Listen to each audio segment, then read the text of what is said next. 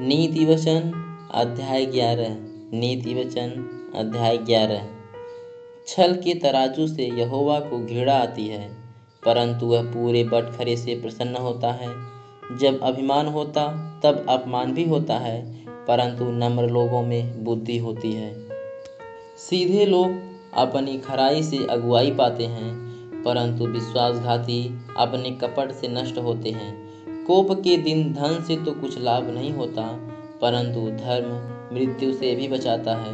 खरे मनुष्य का मार्ग धर्म के कारण सीधा होता है, परंतु दुष्ट अपनी दुष्टता के कारण गिर जाता है। सीधे लोगों का बचाव उनके धर्म के कारण होता है, परंतु विश्वासघाती लोग अपनी ही दुष्टता में फंसते हैं। जब दुष्ट मरता तब उसकी आशा टूट जाती है और अधर्मी की आशा व्यर्थ होती है। धर्मी विपत्ति से छूट जाता है, परंतु दुष्ट उसी विपत्ति में पड़ जाता है।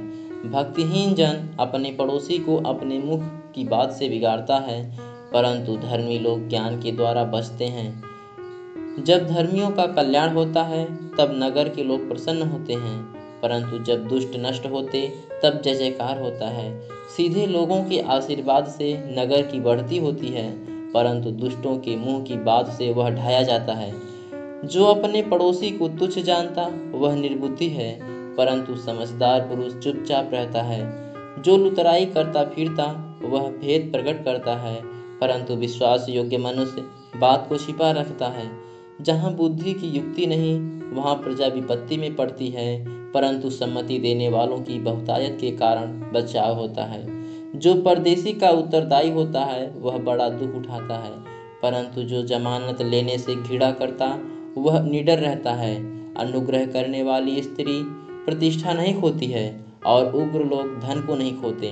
कृपालु मनुष्य अपना ही भला करता है, परंतु जो क्रूर है वह अपनी ही देह को दुख देता है।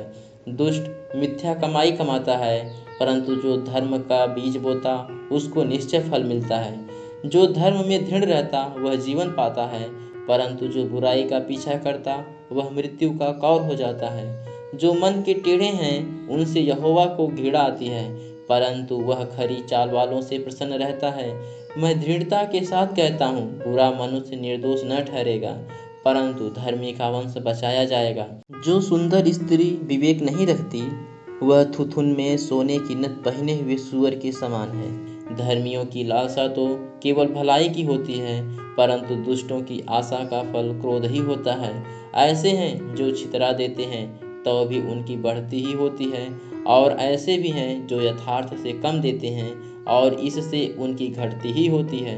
उदार प्राणी हष्टपुष्ट हो जाता है, और जो दूसरों की खेती सींचता है उसकी भी सींची जाएगी।